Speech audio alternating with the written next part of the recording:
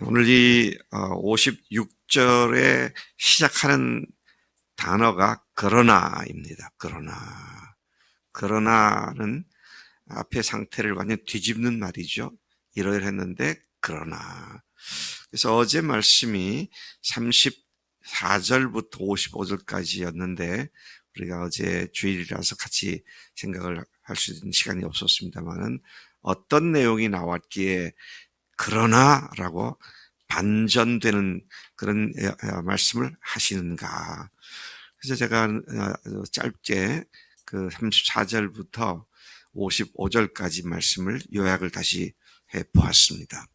34절부터 39절까지는 하나님께서 계속 반역하는 이스라엘을 죽이실 때에, 징벌 하실 때에 그들이 하나님께 구하며 돌이켜 하나님을 간절히 찾았고 그분이 구속자이심을 기억했지만, 그래서 돌이키는가 싶었지만 사실은 거짓으로 그렇게 했다. 36절이 그 사실을 얘기하고 있습니다.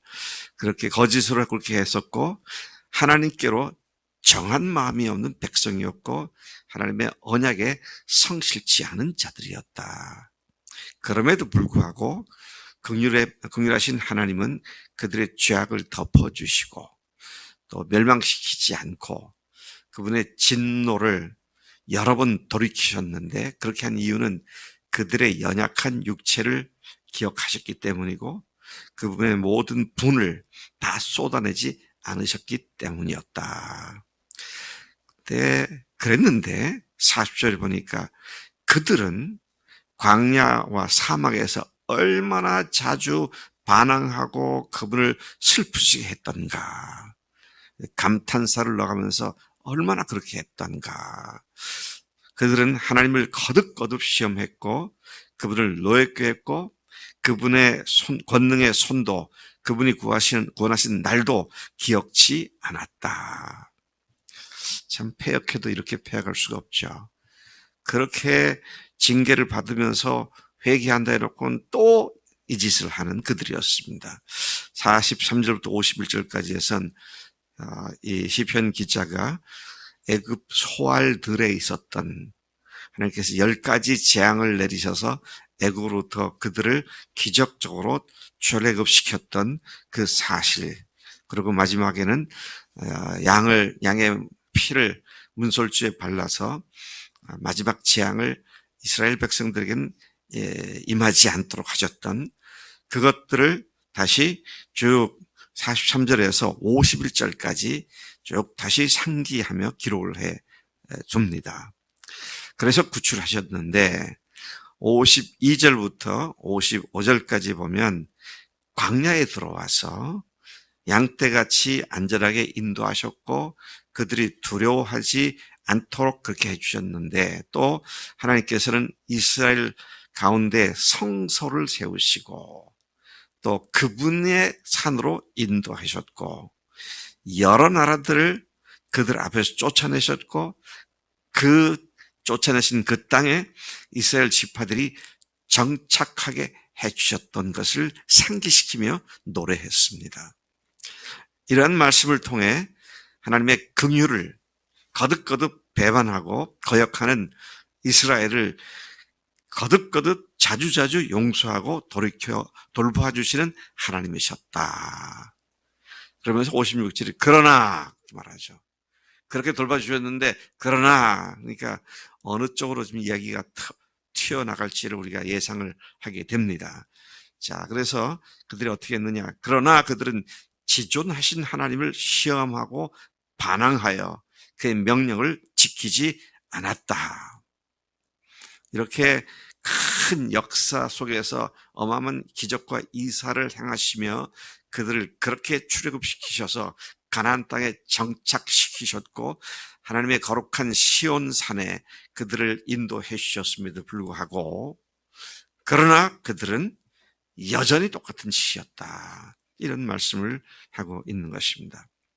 꿈에도 그리던 가나안 땅에 정착한 후에 이스라엘 백성들은 조상들처럼 똑같이 계속 배반하고 거짓을 행했고 산당들을 짓고 자신들이 만든 신을 믿고 자신들이 믿는 하나님을 믿는, 여러분 산당이 우상을 섬기고 이방신들 섬기는 장소이기도 했지만 또 어떤 경우에는 자기들이 믿는 하나님을 모시는 장소로, 예배하는 장소로, 하나님이 지적해준 장소 가는 곳에 자기 마음대로 하나님을 믿는다고 하는 거죠. 오늘도 우리가 주님을 믿는 믿음에 있어서 내 마음대로 교회 생활하고요, 내 마음대로 하는 거 아닙니다. 그게 산당 짓는 거 똑같아요. 자, 그래서 자신들이 만든 우상, 새긴 우상들, 조각한 우상들을 숭배함으로써 하나님의 노여움과 진노하심을 자초했기 때문에 59절 하나님께서 분을 내시고 이스라엘을 크게 미워하셨다. 하나님의 소유가 된 백성들을 결국 하나님이 크게 미워하시게 되는 미움거리가 되었다. 참 보통 비극이 아닐 수 없습니다.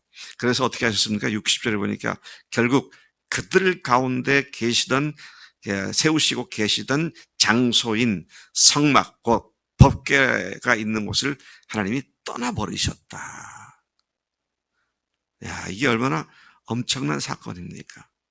하나님이 계시다는 상징물이었던 법궤가 그들에게서 옮겨지게 되었다. 누구한테로요? 이방 나라에게 손으로, 블레셋 사람들의 손으로 옮겨지게 된 것을 우리가 잘 기억하고 있습니다.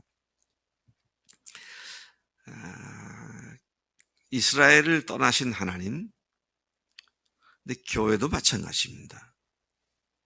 교회가 교회답지 못하고 건강치 못하면 결국 하나님께서 그 교회를 떠나십니다. 이것을 요한계시록이 기록하고 있는 표현을 하면 하나님께서 하나님의 영광의 촛대를 옮기신다. 소아시아 일대 7개 교회에 대해서 하나님께서 말씀하셨잖아요. 제가 소아시아 터키 일대를 가봤잖아요. 참 사도 바울의 고향조차도 교회 한 군데도 없는, 또 주후 4세기에서 6세기, 7세기, 8세기 어간에 비잔틴 시대라고 그러죠. 비잔틴 시대. 그때 세워놓은 교회들은 돌 무더기가 되어버려서 다 무너져 있고 믿는 사람은 한 사람도 없는. 그래서 유럽으로 하나님께서 교회의 역사를 옮기셨는데 오늘날 유럽도 마찬가지가 되어버렸고, 미국으로 옮기셨는데 미국도 마찬가지가 돼갖고 거의 돼가버렸고, 그리고 다시 한국으로 옮기셨는데 한국도 그런 상태가 되고 있지 않았느냐. 참 우리가 정신을 똑바로 차려야겠다. 하나님의 영광이 떠난 교회, 그건 길에 밟혀 버리우는 맛 잃은 소금과 같은 그런 존재일 수밖에 없다는 것입니다. 하나님께서는 그들의 원수들의 손에 넘겨주시고 62절 몹시 노하셔서 자기 백성을 원수들의 칼날에 죽게 하셨다 그랬습니다. 불이 저희 청년들을 삼켜서 결혼할 수 없게 된 처녀들이 혼인 노래를 부를 수 없는 그런 사회가 되었고, 제사장들은 칼로 죽임을 당하고 그들의 과부들은 애곡조차 하지 못했다. 그렇게 범죄한 이스라엘이 하나님의 철저한 징계를 당했음을 회상하며 교훈하며 노래하고 있는 것이죠. 그러나 하나님께서는 곧 징계로 그들을 완전히 끝장내지는 않으셨다. 64절이 얘기하고 있고요. 25절 그때 여호와께서 자다가 깬 사람같이 술기운으로 고함 지르는 용사같이 일어나셔서 이스라엘을 괴롭히는 대적을 물리치시고 그들이 회복할 수 없는 수치를 당하게 하셨다. 대적들을 그렇게 하셨다. 그리고 요셉의 집안을 버리시고 에브라임 지파를 택하지 않으셨다. 무슨 말입니까? 요셉의 두 아들 므낫세 지파와 에브라임 지파를 비롯한 나머지 10지파들 이스라엘을 형성했던, 북이스라엘을 형성했던 그들을 함께 택하지 않으셨다. 오히려 남쪽에 있던 유다 지파를 택하셔서 이스라엘의 중심으로 삼으셨다. 그들을 높은 산처럼 영원히 견고하신 땅처럼, 그리고 그것에다가 성전을 짓게 하셨다. 자, 70절 가서 보면 그가 또 자기 종 다윗을 택하셔서 양치기를 하던 그를 그 양치기 목장에서 끌어내어서 자기 백성인 이스라엘의 목자가 되게 하셨고, 그래서 다윗은 그들을 마음을 다하여 전심전력하여 정성껏 기르고 능숙하게 잘 인도했다. 이것이 오늘 우리가 읽은 말씀의 내용들입니다. 오늘 말씀에서 우리는 한도 끝도 없는 이스라엘의 하나님께 대한 거역과 반역, 불순종하는 모습, 그들의 불충스러운 모습에 분노하시고 징계하시다가 또 다시 그들을 끝없이 진노함을 거두시는 하나님의 무한하신 사랑을 주목하게 됩니다. 근데 저는 이 말씀을 읽다가 우리도 결국은 이런 꼴로 살다가 망할 건가? 결국 우리도 이렇게 인생이 끝나는 건가? 근데 갑자기 제 마음속에 그렇지 않다라는 확신이 생기더라고요. 정경된 자매도 늘 넘어지면 속상하잖아. 죽을 때까지 계속 그렇게 하나님께서 속상하게 하시다가 말 건가? 아니더라고요. 어떻게 아닐까요? 우리는 끝까지 연약할 수밖에 없습니다만은, 그런데 베드로가 생각이 나더라고요. 초대교인들이 생각나더라고요. 사도 바울이 생각나더라고요.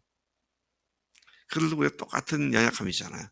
베드로는 예수님을 3번씩이나 부인했던 사람 아닙니까?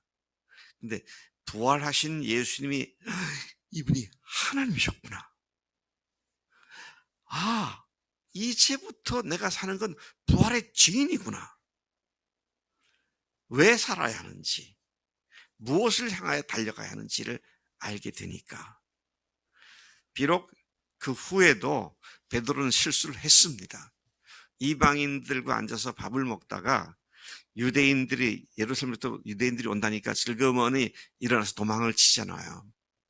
그걸 바울이 책망했죠. 그런 연약함이 있음에도 불구하고, 그러나 하나님을 거역하고 하나님께 징계를 받아 멸망당할 그런 상태는 빠지지 않았고, 오히려 끝까지 목숨을 다하여 순교한 그들의 모습, 그것은 베드로뿐만 아니라 초대교회 교인들의 대부분의 모습이기도 했고, 그래서 구약에 하나님께서 이스라엘과 맺었던 관계와 신약의 주님 자신의 보혈로 영원한 언약을 맺은 우리의 관계는 근본적으로 다른 것이구나. 그러나 연약할 때 어떻게 합니까?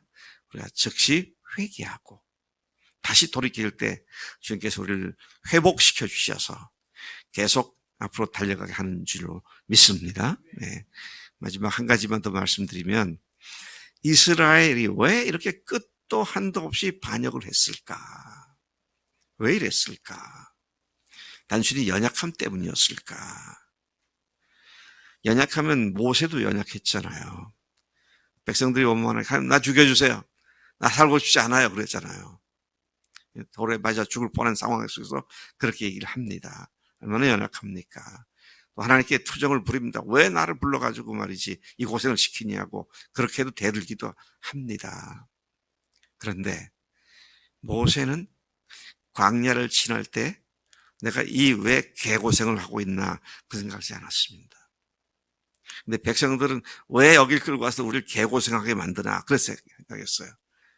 모세와 백성들의 이런 차이가 무엇 때문에 생겼을까요? 믿음이 좋고 나쁘고 아닙니다. 무엇이 이렇게 근본 차이를 만들었을까요? 모세는 왜 출애굽을 해야 하고, 그리고 가나안 땅에 들어갔을 때 어떻게 하나님을 섬기는 백성이 되는지에 대한 분명한 목표와 소망이 있었습니다. 이스라엘 백성들은 그런 것보다는 당장 먹고 살고 배부르는 거기에만 관심이 있었어요. 오늘 우리가 예수 믿고 구원받았다.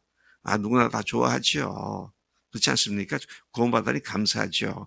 근데 그게 왜 구원했으며 구원받은 사람들에게 하나님께서 어떤 사명을 주셨고 그 궁극적으로 어떻게 하나님 나라의 일꾼들이 되는지 이것이 분명치 않으면 현실에 휩싸이고 말잖아요. 우리 청년들이 젊었을 때부터 하나님 나라를 소망으로 삼고 이 세상에 헷갈리지 않고 달려가는 그 삶이 하나님 앞에서 여러분들을 굳건하게 세워주는 믿음의 동기가 되는 줄로 믿습니다. 하나님 아버지 감사합니다. 이 아침 저희들이 이스라엘의 역사 속에서 오늘 우리들의 모습을 다시 생각하고 반성하고 또 뉘우치고 회개하게 하시니 감사합니다. 하나님의 미련해 보일 정도로 끊임없이 배반했던 이스라엘과 우리가 똑같은 미련함으로 반복하지 않도록 주님 우리에게 부활하신 주님을 알게 해주시고 만나게 해주시고 부활하신 주님과 함께 하나님의 나라, 교회 완성을 위하여 우리를 하나님의 사명자로 부르시던 사실에 철저한 소명의식을 갖고 매일매일 살아가는 우리가 되게 하신 줄로 믿습니다. 이 사실로 말미암아 연약함에도 불구하고 넘어졌음에도 불구하고 또다시 벌떡 일어나 주님께로만 계속 달려가는 믿음의 용사들 다 되게 하신 줄로 믿습니다. 감사합니다. 예수님의 이름으로 기도로 삼나이다. 아멘. 아멘.